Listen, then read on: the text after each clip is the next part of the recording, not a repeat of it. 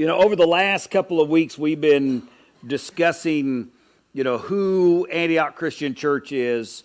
And I told you at the beginning of this series, the goal of this series really was to introduce everybody a little bit more to who Antioch is and what we believe. And if you were somebody maybe that was thinking about, making Antioch Christian Church your home, that you would have a better understanding of who we are, of what we believe, why we do things the way we do them.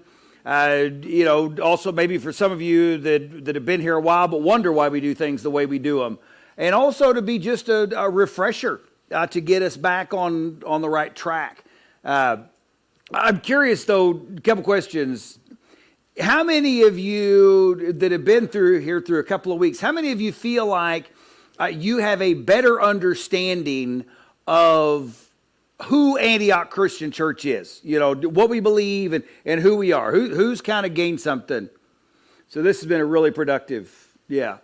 Okay. I'm hoping that just not everybody felt like raising their hands. How many of you over the last couple of weeks have maybe gotten a little bit better idea of why it is that we do some of the things the way we do, why we are structured the way that we are? Who feels like they've learned something? Okay. The next question, I guess, would be, who thinks that's important? Do you think it's important that you know what we believe and why we believe it? Okay. Because that really was the goal of what this series was to lay out and to understand who we are. We talked the first week about where it is that we came from, how we got here. The second week, we talked about what it is that really kind of makes us click. We talked about organization, but then we talked about kind of our structure, what we believe and how what we believe impacts the things that we do. This week, I want us to kind of change focus a little bit and look towards, I guess, the future, to ask the question, where is our hope? What is our hope found in? And the reason I ask that is because I know as soon as we say that, somebody says, well, Jesus is where our hope is, and Jesus is what drives us, and that is very true, but that sometimes is hard to quantify. Okay, so it's kind of an abstract thought at times to say that. I told you last week, our hope is what? It is that Antioch Christian Church strives to be a place where all are welcome, where lives are changed, and God is glorified. And once again, that's, the question kind of is, but what does that look like?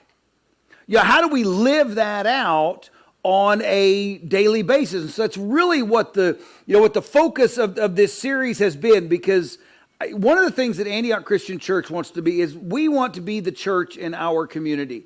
And when I say that, I don't mean that we want to be the church in our community, but we want to be the church in our community. Okay? We want to do what God has called us to do, because the church has always been called to be something more than a building. The church has been called to be a gathering of believers that are about doing the Lord's business. And so when we say that that's what we want to be, that is where our hope is. What does that look like? And I think, one of the things that we need to understand, and this is where sometimes you get some pushback, but here's the fact. The church is intended to grow. Okay? The church is intended to grow. Plain and simple. Unless we are living in a community which is physically dying, the church should be growing. Okay? And I know this is where some people are like, well, but I don't like big churches, or the people that lament, I remember what it used to be like. I wish it could go back to the way it used to be. It's just when church was so much more intimate. And I think a lot of times when we start to say some of those things, I think it's because we get a little bit too focused on what we get out of the church, what we want out of the church, rather than what Jesus wants out of the church. Okay? Because we should be about introducing people to Jesus. And this is one of the things that I think when we talk about, I say, church growth is because I'll tell you guys, I get emails every single week, even more often than that are about, how to double your church in 90 days, how to grow your this, how to do that, how to accomplish that. I get those all of the time. And the fact is that it's not about programs, it's not about promos, it's not about anything else, okay? It is about what Jesus called us to be. And the church is not supposed to be, Antioch is not supposed to be an exclusive club for the initiated. It is to be a place where the hurt, where the hopeless, where those that are searching can find answers, where they can find comfort, where they can find encouragement. Jesus himself said, I didn't come to call the righteous, okay? I came to call the lost. I came to call the sinners, because we are supposed to be a hospital for the hurting, not a country club for the saints, okay? And sometimes when we start talking about church growth, I think that the focus, this is where something kind of gets lost in translation, because we start talking about trying to have more people in the seats. And that's not necessarily, that's not what we're talking about, okay? If the church is growing, will that happen? But first off, something else needs to happen. Years ago, Andy Stanley tells the story of Chick-fil-A, and we all love Chick-fil-A, okay? And if you don't, I wouldn't admit it. It's like Christian, it's soul food. It's really what it is. But no, Andy Stanley tells a story. Back in the 90s, Chick-fil-A had a huge competitor, and it was a place called Boston Chicken. Now, Boston Chicken ended up becoming Boston Market. But in the 90s, Boston Chicken, Boston Market was just huge expansion. They were expanding everywhere, okay? And so they were putting a lot of stress on Chick-fil-A.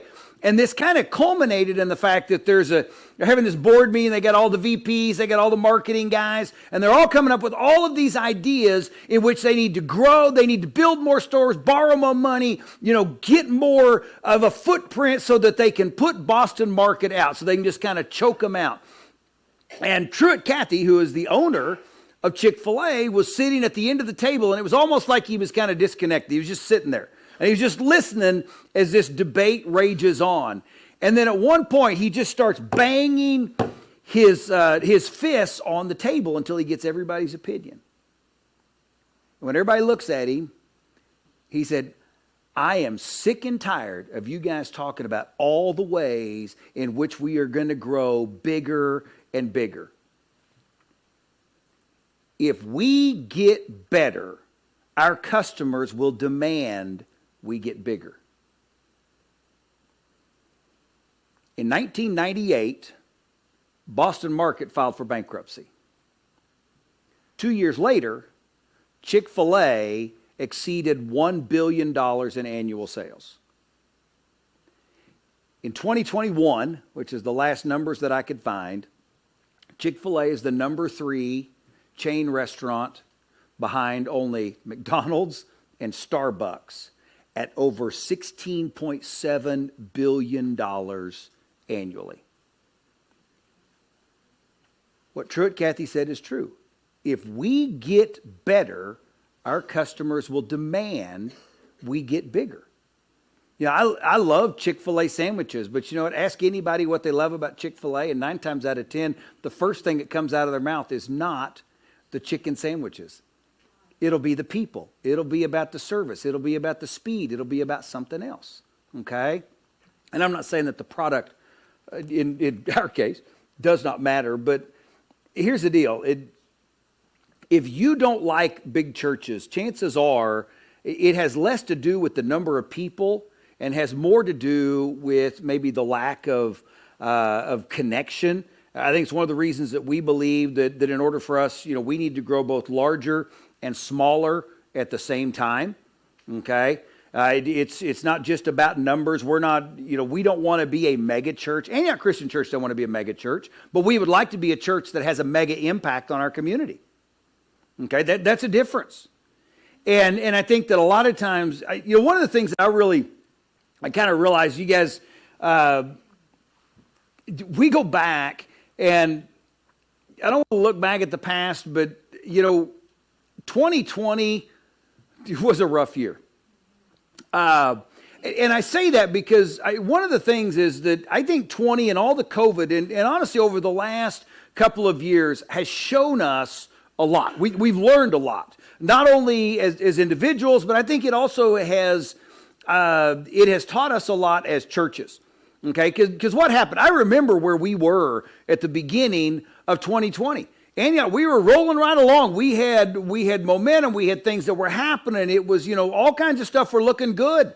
Okay. And then March 22nd happened.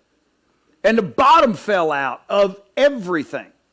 And, there's an old saying that, it takes 21 days to make a habit and only 7 days to break a habit. And when 14 days to flatten the curve turned into 7 weeks, of no church, I think the die was cast in many ways. And then what happened is we opened back up, we started online, and all kinds of excitement and enthusiasm, but over time that it peters off, let's be honest a little bit. And then when things started coming back, when we started coming back to the building, guess what? Everything else started opening up as well. And so as a result, church kind of got crowded out by all the other activities because there was all kinds of other stuff that people could do. And honestly, for 3 years, it has been something that has continued to have an impact. And so I think it's one of the lessons we learned, but there was a good lesson that we learned as well. And I think that is we learned a lot about how much we crave connection. Okay? And, we live in a world right now that we are more connected to everybody than we have ever been, but we are more disconnected from one another than we have ever been. And that is something that we crave because we were made for connections. We were made for relationships. We were made for relationships with our Savior. We were made with relationships with our Creator. But we were also created with a desire and a need for relationships and connections with the body. Okay? I mean, I think that we all realize that, how much when all of a sudden they were taken away and we didn't have connection, and we didn't have events, and we didn't have time to get together, we all were like, man, I miss that. I crave that. And so I think that's something that, there's bad and there's good that came with it. It's one of the things, we've tried to do some things differently. Okay, as a result of that, here at the church, and to simplify some things, to cut out some things, and to focus on connection and building relationships. And this is one of the reasons I love online church. And if you're watching online, I am so glad that you are here. But there's a reason that online church, I don't think will ever, I know there's some places that do it, but for us, it will never replace in-person church. Because there's not that connection, because there's not that fellowship with each other. It serves a great purpose, but I don't think that it can ever replace this, okay? And I don't want it to. Not just because I'm the preacher, but I don't want it to, okay? But I want to say one thing about connections. We talk about growing larger and smaller, and I want to give you a little bit of an idea what I'm talking about. As we read the New Testament, what we find Jesus, and Jesus was followed by, there were huge crowds that would follow him around, okay? And they were there to hear his teaching, they were there to see the miracles, that's kind of what they were there for, okay? But out of that large crowd, those big crowds, what we know is that then there was a smaller group of disciples. Now, when I just say disciples, I think most of us, we immediately think of 12, right? But if you read the Bible, there was probably at least 120 disciples, okay, that were those that stayed with Jesus and were with him most of the time. Now, out of those 120, there were 12 that were that smaller group, okay? And those are the ones that we know when we talk about the disciples that then would become the apostles. But out of those 12, there was an even smaller group, wasn't there? And that was that inner three, Peter, James, and John, which were very close. They were involved in things that the 12 were not. The 12 were involved in things the 120 were not. And the 120 were involved in things that the rest of the crowd was not. And then within that group of three, there was only one, okay, which is John, who is referred to as the disciple whom Jesus loved. And the reason I say that is that there is always going to be different levels of connection and intimacy and communication, fellowship in those groups as they get smaller. And in the same way as the church, that's really what we want to do. And so there's a picture here that I want you to look at, because this is kind of how we are, is that we have, we have different groups. Got a slide here, I think, should have. There we go. Okay. There is what we refer to as the community. That's kind of the big group. This is kind of we've got unchurched. These are people that we run into, occasional attenders, people that will show up every once in a while. They will come to an event. Okay, it may be a Halloween, deal. It may be our fall festival. It may be another event. Maybe something that goes on in the community, and that is the larger community. Inside that, we have then what are the regular attenders. Those are the people that attend Antioch Christian Church on a regular basis. They come to a lot of the events. They do things. They're here on a consistent basis. There's a smaller group then, which we call the members. This is the congregation. Okay. And these are the ones that have said, this is my church home. They have committed to making this their church home and their place. Then there's a smaller group inside that, which is the committed. These are the maturing members. Now, not to say maturing as in maturing and getting older, maturing in their faith, maturing in their walk. They are growing in their faith on a daily basis. And then there is that next group, that inner core, which is the core, and those are the ministers. Those are the ones that are doing the ministry of Antioch Christian Church. And this is not guys, this is not unique to Antioch Christian Church. This is in churches all over. It is one of the reasons that the general quip is that 90% of the work in the church is done by 10% of the people. Okay, and that's kind of true, but sometimes it is scary as well. Okay, but what you have is every time you've got that to where it comes in and in and in, and every time you go in through one of these circles, the relationships and the connection and the intimacy gets tighter and tighter and tighter. Okay, and so our goal at Antioch is, we want to move people through those different circles. We want to have those that are unchurched, those that are just out in the community, come and to be regular attenders, one day to become members, then to begin maturing in their faith, then to become to the point where they are doing ministry. That's the goal. Shouldn't that be the goal of any church? Okay? It only makes sense, doesn't it?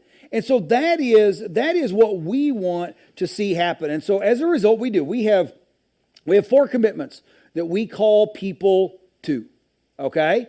The first is a commitment to membership. And this isn't so much about increasing our roles. This isn't so we can claim to have all kinds of members. This is about making a commitment to Christ, but also to the church. And this is one of the places I think that America's rugged individualism really betrays us because we think we ought to be able to do it on our own. We think we should be an island unto ourselves. We don't need anybody else. We are self-sufficient, don't we? Isn't that what the American way teaches us? Okay? But the fact is that we were made for community. We were made for relationships. That's Ephesians 2:19 says, you are no longer foreigners and aliens, but fellow citizens with God's people and members of God's household. We read this the other day, Romans 12, verse 4 and 5 says, just as each of us has one body with many members, and these members do not all have the same function, so in Christ we who are many form one body, and each member belongs to all the others. You were never made by God to be an island unto yourself. You were made by God to be loved by God and to be a part of the family of God. And that's sometimes that's hard on some of us because, like I said, here's the problem with commitment. We live in a world in which we are told day in and day out, you need to try it before you buy it. Aren't we? That's everything. Try it before you buy it.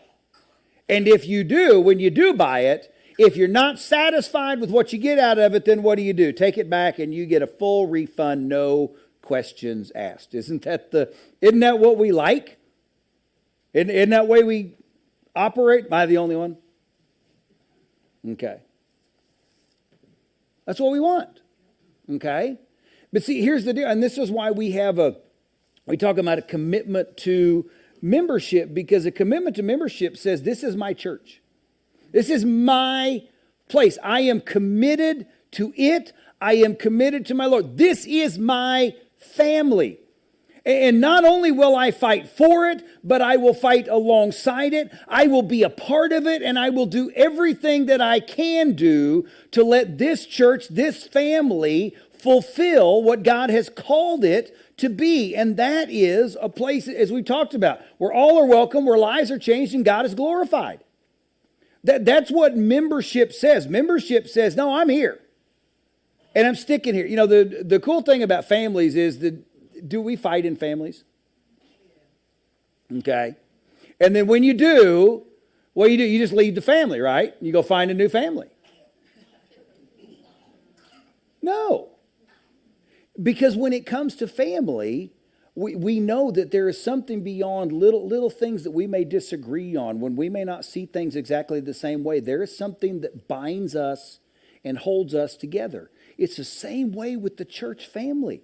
We are the body of Christ. And when we make a commitment to a local church, what we're saying is, you know what? I am committed to this body, and I am going to do everything that I can to make this body of believers and this church the best that it can be in what God has called us to do. That's why we have a call and a commitment to membership. The second commitment we ask of folks is a commitment to maturity. If you have been a member of Antioch Christian Church for any time at all, and you are in the same place spiritually today that you were the day you joined, that is somebody's fault. And it is either ours or it's yours. All that we can do is provide the resources. All we can do is provide the ways for you to grow in your maturity, the tools. But you're the one that's going to have to make the commitment to grow it. I mean, it's like get a gym membership. Okay, they got all the stuff. But you're still the one that's going to have to get up and go and put in the work if you want to see the results, right? I mean, it's the old saying that, you know, don't be mad about the results you didn't get from the work you didn't do. Okay? And so at Antioch, you know, we try to, and like I said, this is where, you know, the whole, there's some of these things that you do that are individual. Prayer, right? Solitude, Bible study, meditation. You know, a lot of those things are things that you do to grow in your maturity on your own, but there are also things that we do to help provide the means for that, whether it is Bible study, opportunities to serve, opportunities to give. You know, one thing, if you're here today, you have access to Right Now Media. Right Now Media is the Netflix of online Bible study, okay? It's our gift to you.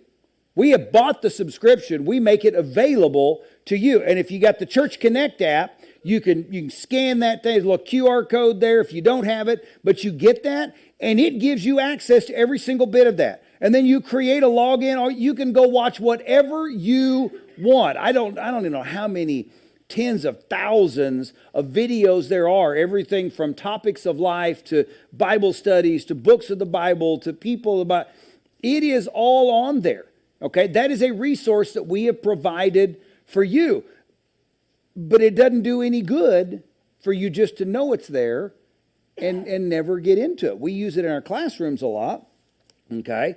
In the same way, there are other things that we provide. One, if you look in your bulletin, you will notice that you will find my email and my phone number. Okay? It is in there for you to use. In the same way, you will find the phone number for all of our elders.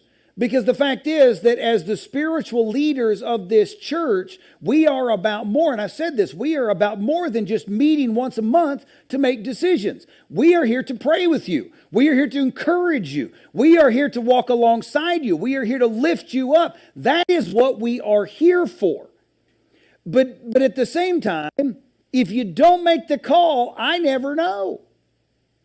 And so this is where it is. It is a commitment on your part to want to grow in your faith, to become more mature. That's why 1 Timothy 4:7, Paul is telling Timothy, he says you need to train yourself to be godly. And then in 2 Timothy, he says, do your best to present yourself to God as one approved, a workman who does not need to be ashamed and who correctly handles the word of truth.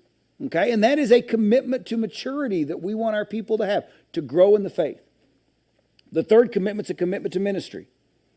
1 Peter 4:10 says, each one should use whatever gift he has received to serve others faithfully, administering God's grace in its various forms. Commitment to ministry is a commitment to discovering and to using your God-given talents and abilities in serving God and serving others. And it goes beyond being able to play an instrument, sing a song, teach a class, preach a sermon. It goes so far beyond that because a lot of times it's what we think of when we talk about talents of gifts, spiritual gifts, and we kind of think of just about 3 or 4. No, there's so many gifts beyond that. And the fact is that what we want to call people to is to find your place in the ministry of Antioch Christian Church. Like I said, many gifts, but there's one Lord, one faith, one hope, one God and Father of all, who is over all, through all, and in all. And I'll say this, if you don't know what your spiritual gifting is, or if you kind of wonder, you don't know, I'm going to give you, there's a QR code we're going to put up here. You can scan this, you can do one of two things. One, you can scan this right now. You pull out your phone, you point your camera at it, and then it'll take you to a link, and then you can just bookmark that, okay? And it is just a series of questions that you need to be honest in answering. And when you are done, it will give you a first, a second, and I believe a third spiritual gift, kind of your primary, a secondary, and a third area of gifting.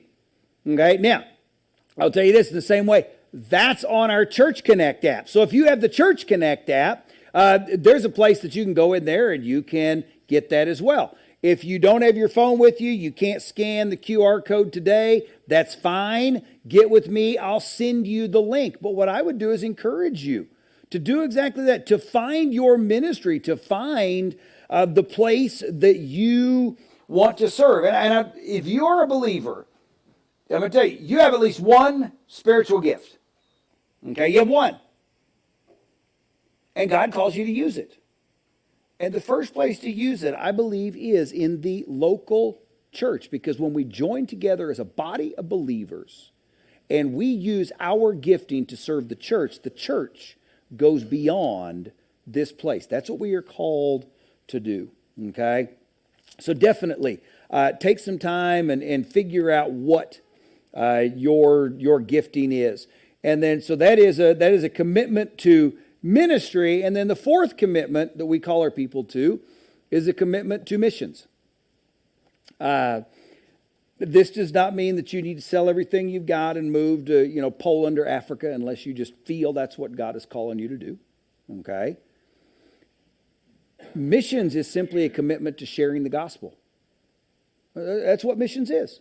It is making a commitment that you are going to share the gospel. Right before he ascended to heaven, Jesus, this is the last thing he said to his disciples, who would be the apostles. He said, "You will be my witnesses in Jerusalem and in all Judea and in Samaria and to the very ends of the earth." And that was what he was telling, that you need to go and tell people who I am, what I did, and what I promise.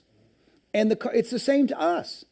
We are called to do the same, to tell people who Jesus is, to tell people what Jesus did, and to tell people what Jesus has taught and what he has promised. And that is what sharing the gospel is. None of that has changed. 1 Peter 3:15. Peter says, but in your heart set apart Christ as Lord. Always be prepared to give an answer to everyone who asks you to give the reason for the hope that you have. We talked last week about how we believe that a great commitment to the Great Commission and the greatest commandment will grow a great church. And here's why. Because we believe, and this is just human nature, we become what we are committed to. We become what we are committed to as individuals, but also as a body of believers. And that's why, we go back to the beginning of the message, the impact that I think the last few years have had on us kind of as believers. A lot of things have changed over the last 3 years, haven't they? See, but one thing that's never changed is Jesus. Jesus is the same yesterday, today, and tomorrow. And what he has called the church to be has never changed at any time. And the thing is that he has called his church to be a shining city on a hill. He has called his church to be a hospital for the hurting. He has called his church to be a beacon of hope in their community and to the people around them. Okay, that's what he has called us to. That has never changed. And the thing is that doesn't happen, because we have, great programs or that we promo real well, or the best donuts in town, or great music, or what. I mean, that's not what makes Antioch Christian Church Antioch Christian Church. And that is not how we are going to fulfill the calling that he has for us. It is going to happen when we, as individuals, make a commitment to these 4 things. When we commit to membership, joining with the family, when we make a commitment to maturity, that we are going to grow in our faith every day, that we make a commitment to ministry, that we are going to serve in our local church, and we make a commitment in missions and the fact that we want to share the gospel with everyone that we encounter. That is how we fulfill the mission and the desire that Jesus has for our church. But I think that one of the things that happens is, and I don't know about you, we all find that we have areas of this in which we struggle. Or maybe, as you're listening, you're kind of like, man, I've done great on this, but I'm struggling with this. And so I want to ask you to do something. As we come to our time of decision, there is a prayer request card that you are going to find on the back of the chair in front of you, or you may find an index card. Either way. What I want you to do is grab one of those, please.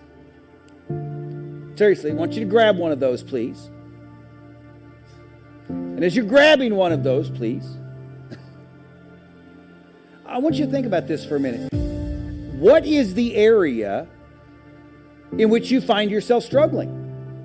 Maybe you've never been able to commit to membership, and that's a struggle that you find yourself in right now. Maybe you just can't you can't make that commitment to mature. You can't set aside the time, the energy, the effort to grow in your faith.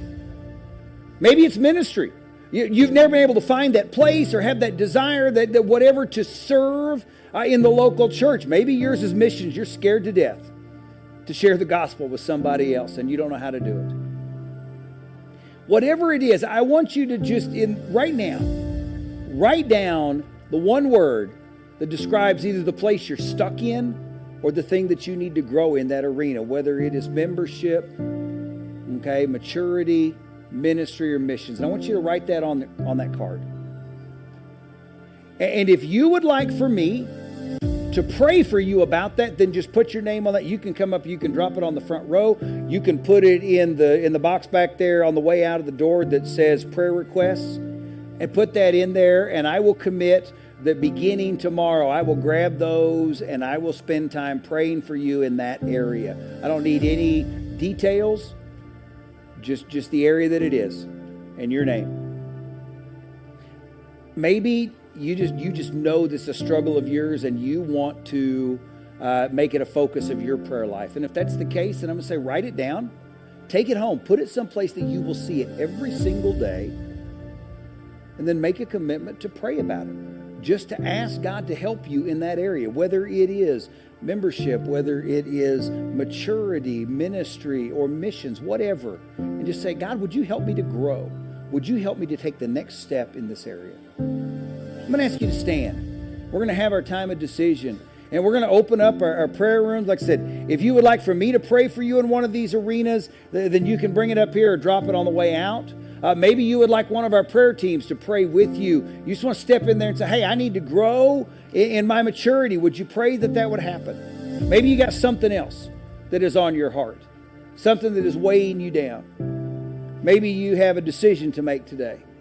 Whatever it is, as we come to this time of invitation, I want to invite you to respond to it. Would you pray with me?